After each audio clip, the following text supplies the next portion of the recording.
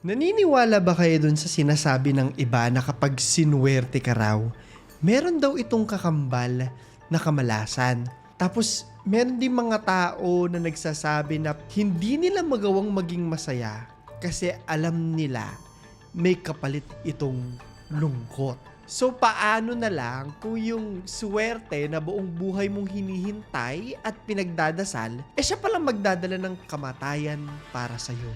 Ang harsh, di ba? Sa gabing ito, isa na namang kwentong gumimbal sa marami ang ihahatid ko sa inyo. Ito ang kwento ng isang taxi driver na tila ba inulan ng swerte nung manalo siya ng 19 million na jackpot sa loto pero pinagdamutan ng buhay matapos siyang patayin dahil din mismo doon sa napanalunan niyang premyo. Ano nga kaya ang nangyari kay Arturo Upeña? At sino nga kaya yung salarin na pumatay sa kanya? Ano yung gagawin nyo bago natin umpisahan, ano yung gagawin nyo kapag nanalo kayo sa loto? Magpakatotoo na tayo 30s. At one point in our lives, biruan man yan o seryosong usapan, malamang na pag-isipan nyo na rin kung ano yung unang gagawin nyo kung sakaling manalo kayo ng jackpot sa loto. Sa balita pa lang, di ba, pag nakikita natin, nag-iisang panalo ng 100 million, abay nakakaingit talaga at mababago talaga kasi nun yung buhay mo. So kung ako yung tatanungin, kung mananalo ako syempre unahin ko yung mga needs, no? Yung kailangan ko at syempre yung kailangan ng pamilya ko. Nandyan yung bahay at lupa, no? Para hindi mo naiintindihin yung upa, mga ganun bagay. Business, para umikot yung pera. O kung ano mang mga bagay na yung kailangan talaga, di ba? Pagkain, para secured ka na sa buhay mo. Tapos pag may sumobra, dyan na papasok yung wants natin. Yung mga bagay na deserve natin. May ambag sa buhay natin, no? May dagdag sa kalidad ng buhay natin. Kunyari, mga gadgets, ayan, mga family getaways. At syempre, as much as we can, kung may extra time pera, di ba, nag-give back tayo sa mga tumulong natin, or for some, nagpe-pay it forward sila. Kung may pwedeng itulong sa mga tao, yan yung pwedeng gawin, financially speaking. So sabi nga nila sa TikTok, di ba, familiar kayo, yung pag ako yumaman, hindi ko ipapamalita, pero may signs.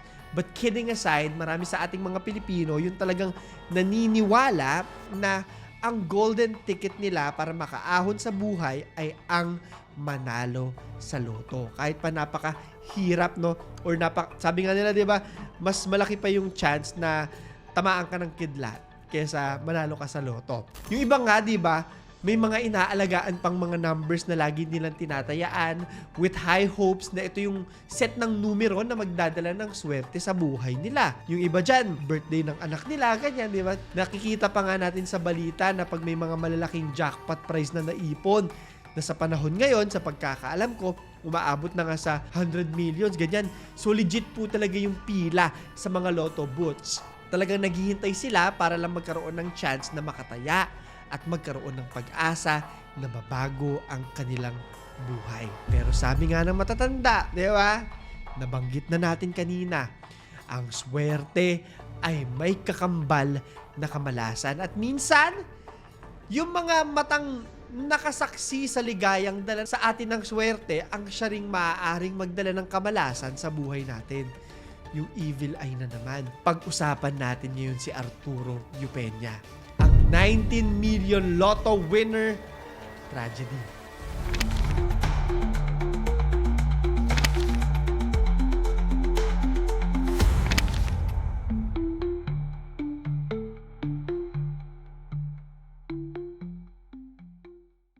Sino si Arturo? Si Arturo Upeña, isang 58 years old na taxi driver mula sa Antipolo City. Simple lang naman yung buhay niya. Kasama niya ang kanyang common law wife or ka-live-in na si Leticia at ang adopted son nila. At dahil nga sa kahirapan ng buhay, syempre, isa si Arturo sa mga nangarap na maging instant milyonaryo sa pamamagitan ng pagkapanalo sa loto. Sabi pa nga, madalas niyang banggitin sa kaibigan niya na pagod na akong mag-drive, ayoko na. Itong loto na lang yung inaasahan ko na magbibigay ng swerte sa buhay ko at ng pamilya ko. Sabi pa niya, kung sakali na manalo daw siya, bibilhin niya lahat ng mga lupain na nakapalibot sa mga bahay nila at ipapamigay niya to sa mga kapitbahay niya. Siguro para sa iba, kayabangan ng mga ganyang klase ng kwento, lalo pa at di naman talaga natin alam kung mananalo tayo o hindi, di ba? Kwentuhan lang gano'n, kwentuhang laseng, kwentong barbero, ganyan. Pero sa totoo lang, para sa mga taong talagang naniniwala at nagtitiwala na may pag-asa silang makuha yung pangarap nila, lalo na yung mga taong galing po sa hirap talaga, maaaring hindi ito simpleng pagyayabang kung hindi isang plano. I think yung mga galing sa hirap po talaga, alam nila yung pinagdadaanan din ng mga kapwa nila. So, pag nagkakaroon ng blessing, binibigay po talaga. Sa totoo lang, wala akong pag-asang manalo sa loto dahil hindi naman po ako tumataya. Pero naiintindihan ko na para sa mga taong nangangarap, lalo na sa mga taong nahihirapang makahanap ng sapat na oportunidad, di ba? Trabaho at makakapitan sa buhay, maaaring isa to sa mga bagay na nilook forward nila araw-araw. Bagay na wala mang kasiguraduhan ay maaari pa rin magbigay ng pag-asa. Pag-aasang maaaring isang araw, mabago hindi lang yung buhay nila, kung hindi yung buhay ng mga mahal nila at ng mga taong maaaring matulungan pa nila. So eto na, pag-uusapan na natin, the jackpot. Sa loob ng ilang taon bilang isang taxi driver, nakagawian na ni Arturo at ng asawa niya na tumaya sa loto. Wala sa kanila ang nag-akala na pagdating ng October 12, 2002, yung numero na napakatagal na nilang inaalagaan ang siya palang magbibigay ng swerte sa kanila. Ito ang mga numerong 13, 19, 23, 25, 30, 40. Mula sa ticket na bilhin ng asawa niya ang nabunot sa Lotto 642 ng PCSO o Philippine Charity Sweepstakes Office. At hindi lang 1 o 2 milyon ang napanalunan niya, kung hindi 19.6 million. Especially in 2002, no? Mas malaki yung value niyan. Diyos ko. Actually, hanggang ngayon naman po, no, 2 dekada na makalipas, ay matuturing pa rin napakalaki ng halaga nito. Although, syempre, nung panahon yun, mas malaki yung halaga niyan. So, kung iisipin natin, parang panaginip lang po talaga lahat, no? Biruin mo, isang araw, pagising mo, milyonaryo ka na. Parang pipito man na loto. Para sa isang normal na tao po, ang hirap niyan na paniwalaan. Kurutin mo yung sarili mo, Diyos ko, panaginip lang ba to? Siguro kung ako to, hindi rin talaga agad na magsisink in sa akin na hala, mayaman na ako, milyonaryo na kami. Kahit pa sabihin mo matagal ko ng pinagdadasal o pangarap yan, mahirap pa rin siyang namnamin. So eto na nga, no, dumating sa kanila yung napakalaking pera na to, pero yung pagbabago sa buhay na inaantay nila, ibang klaseng pagbabago pala yung darating sa kanila. Kilala po si Arturo bilang isang mabait at matulungin na tao. Kita naman natin sa mga pinagsasabi niya kanina, di ba? Magaling daw itong makasama, wala rin nakakaaway. Mula sa napalanunan na pagdesisyonan ng pamilya na ipaayos yung bahay nila. Habang ginagawa ito ay pinakisamahan at inalagaan ni Arturo ng maayos yung mga construction workers na nag-aayos sa bahay nila. Binibigyan nila ito ng mga pagkain maghapon at maging yung sigarilyo at alak. Sabi niya, sagot ko na yan. Ako na yan. Mula October 12, kung kailan nakuha nila yung napanalunan, nagsimulang mag-celebrate ang pamilya. Pero dahil din siguro sa sobrang tuwa, inaraw-araw ni Arturo yung pagse-celebrate kasama ang mga kaibigan niya. Gabi-gabi, may kainan, may inuman sa bahay nila, bagay na ipinagtataka ng mga kapitbahay at mga nakakakilala sa kanila. Nung una, sinubukan nilang itago sa ibang tao yung pagkapanalo sa loto para sa kanilang seguridad. Kahit sino naman siguro, di ba? Sabi nila, nakapagbenta sila ng lupa, kaya sila nagkapera. Pero wala talagang lihim na maitatago habang buhay. Lalo pa kung yung mismo mga pinagkatiwalaan mo ang magsisiwalat nito. Aakalain ba naman nila na yung mismong best friend at kapitbahay ni Arturo na si Mayorico Guatno ang nagpakalat ng balita na nanalo siya sa loto? At ang dahilan, pera. Nako, sinasabi ko sa inyo ha, ang tao po talaga nag-iiba ang pakikitungo sa inyo kapag pera ang involved. Totoo yan, ilang beses ko na itong na-experience sa buhay ko. Pag wala akong pera, ibang pakikitungo. Pag marami akong pera, iba rin ang pakikitungo. Totoo yan. Dahil lamang daw, hindi napahiram ni Arturo ng 400,000 yung kaibigan niya, parang gumanti na to. Siniwalat yung sikreto ng kanilang pamilya. May ganun talaga di ba? Idagdag pa dito yung announcement ng PCSO na isang mula sa Barangay San Roque, Antipolo ang nanalo ng jackpot prize sa Lotto, 642. Dahil dito ay unti-unti nang naging usap-usapan sa lugar nila ang pamilya ni Arturo. At dahil sa malaking pagbabago ng buhay ng pamilya nila, naging mainit sa mata ng mga tao na nakapaligid sa kanila ang kilos ng nasabing pamilya. To the point na dahil lang hindi naimbita sa mga kasiyahan, ay nagtatampo na ang mga ito sa kanila. So ang masasabi ko po dito, paulit-ulit to, no? Pag-inggit, pikit. Hindi po obligasyon ng mga tao sa paligid natin na pasiyahin tayo. May kanya-kanya tayong buhay Hindi naman porket mas nakakaluwag-luwag yung isa, karapatan na nating mag-demand ng kahit ano sa kanila. Lalo pa kung hindi naman kayo yung nakasama nila nung mga panahon na sila naman yung nangangailangan. Naiintindihan ko na sa mga panahong yan, naghihinala na yung mga kakilala nila na sila nga yung nanalo doon sa loto. But this doesn't give anyone the right to dictate how they should be spending their own money. Happy nga diba? Yung kaligayahan ng isang tao ay mas maikli kumpara sa inggit ng mga taong nakatingin sa kanya. At sa kwentong ito, dahil sa inggit, buhay ang mawawala. The murder. Mula ng araw na nanalo si Arturo, maraming nakitang pagbabago doon sa pamumuhay nila. Nandyan na lang yung mga bumili sila ng isang Toyota Grandia na van na nagkakahalagang 1.3 million. At agad din nilang sinimulan ang pagre-renovate ng kanilang bahay sa Antipolo. Para sa renovation ay kumuha sila ng nasa 22 construction workers. Ayon din sa mga balita, nagpamigay din sila Arturo ng 5,000 sa bawat kamag-anak at 500 naman sa bawat kapitbahay bilang balato.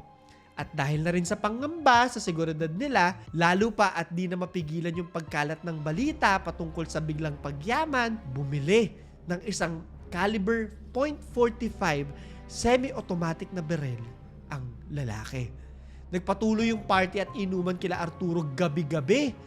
At pagdating ng October 25, 2002, para i-celebrate yung birthday ni Arturo, inimbitahan nila yung mga kaibigan at kamag-anak nila na mula pa sa iba't ibang lugar kagaya ng Bicol. Malayo, di ba? Malayo sa Antipolo. Kasama rin sa celebration yung mga kapitbahay at mga kaibigan ng pamilya sa mismong lugar na tinitirhan nila. Malaking handaan ang naganap. Nag-uumapaw sa pagkain at alak. 4 na baboy at isang baka pa naman yung ipinakatay para lang dyan sa party na yan. Dahil dito ay hindi lamang inumaga yung selebrasyon kundi inabot hanggang kinabukasan ng gabi at maging yung susunod na gabi pa na tila ba ayaw na nila magpahinga at tapusin yung birthday, October 27, 2002. Isa sa mga pinsan ni Arturo, si Domingo Galarosa ay umalis na sa party para magpahinga. Pagdating ng hating gabi, ginising ni Arturo si Domingo para magpatulong dito na maglinis dahil tapos na yung party nila. Bago matulog, inutusan pa ni Arturo si Domingo na pakainin yung mga alaga nilang pusa sa likod ng bahay. Pagpunta ni Domingo sa likod bahay, napansin niya na may nakamaskarang lalaki na pumasok sa bahay nila. Kaya agad siyang nagtago dahil sa takot na baka patayin o saktan siya ng mga ito. Nakita pa niyang pinuntahan ng mga lalaki si Arturo bago siya tuluyang umalis sa nasabing bahay mula sa pinagtataguan niya. Di pa siya nakakalayo ay nakarinig na siya ng pagputok ng barel. Bang! Sa mga oras naman na ito, yung adopted son ni Arturo na si Reynan ay natutulog sa may sala nang magising siya matapos marinig yung pagbagsak ng pintuan at makita ang nagmamadaling si Arturo kasama yung kaibigan nitong si Guatno na humahangos papasok sa bahay nila. Agad din niyang ikinabigla ang kasunod na pagpasok ng mga nakamaskarang lalaki na siyang pumwersa kay Arturo na pumasok sa isang kwarto. Naiwan si Reynan at Guatno doon sa may sala. Pinadapa ng mga lalaki si Reynan habang si Guatno naman nakatakbo sa tindahan na pagmamay-ari ng pamilya Eupenia bago ito tumalon sa isang dingding para lamang makaalis doon sa lugar. So dahil po sa sobrang takot, nanatiling tahimik si Reynan. Narinig niya na pinipilit ng mga nakamaskarang lalaki si Arturo na maglabas ng pera at ibigay sa mga ito ang susi ng van na kakabili lamang nila. Maya-maya pa ay narinig niya ang ilang putok na naman.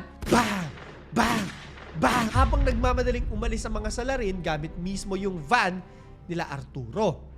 Napag-alaman na nasa 92,000 pesos ang natangay ng mga suspect mula sa krimen na ito.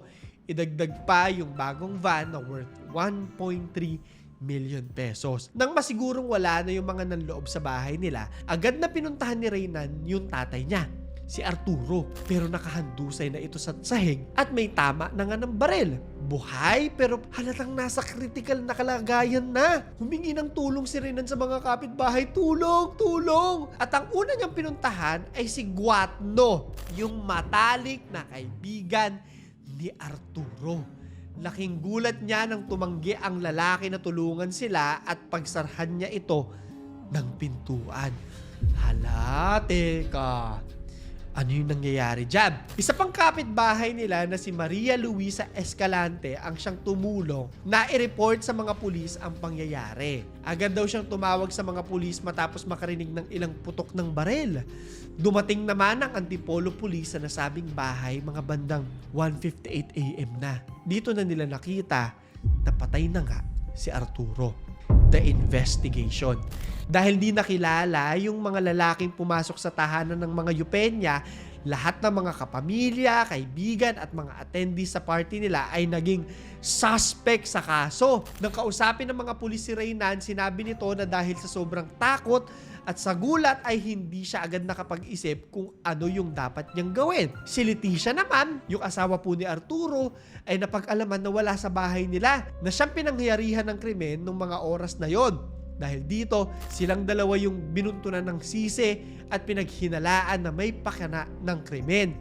Lalo pa at hindi agad umuwi si Leticia kahit pa matapos niyang malaman na patay na ang asawa. So ito mga kapitbahay, unti-unting kinalat ang chismis na baka si Leticia raw yung mastermind sa pagpatay at ginawa niya ito para masolo yung pera na napalanunan nila. Idagdag pa na kumalat din yung chismis na hindi pumayag si Arturo na isama si Leticia bilang co-depositor nung napanalunan nilang pera sa bangko at dahil daw dito ay nagkimkim ng galit ang babae. Delikado talaga ang mga chismis, no? Hindi rin naman nagtagal ay kusang humarap si Leticia sa mga pulis para linisin yung pangalan niya at patunayan na wala siyang kinalaman sa krimen.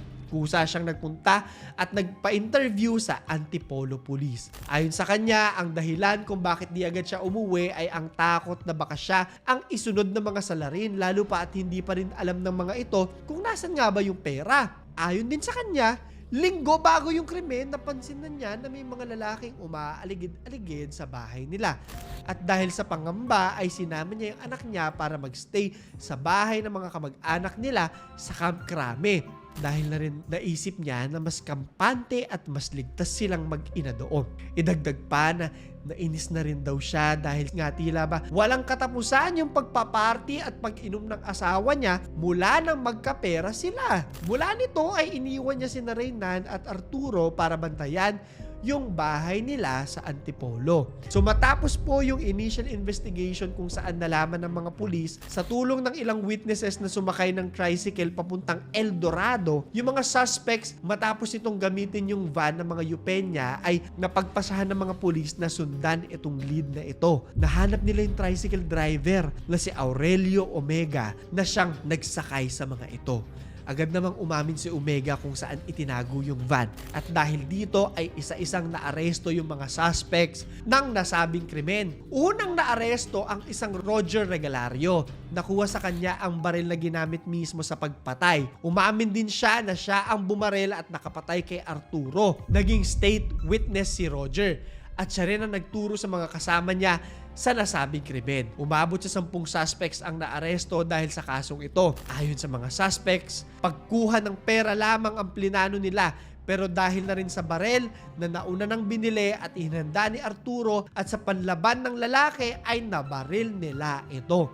Idinagdag din nila na nabaril daw ni Arturo ang isa sa mga kasamahan nila na naging dahilan kung bakit tuluyan na ngang nagulo yung kanilang plano.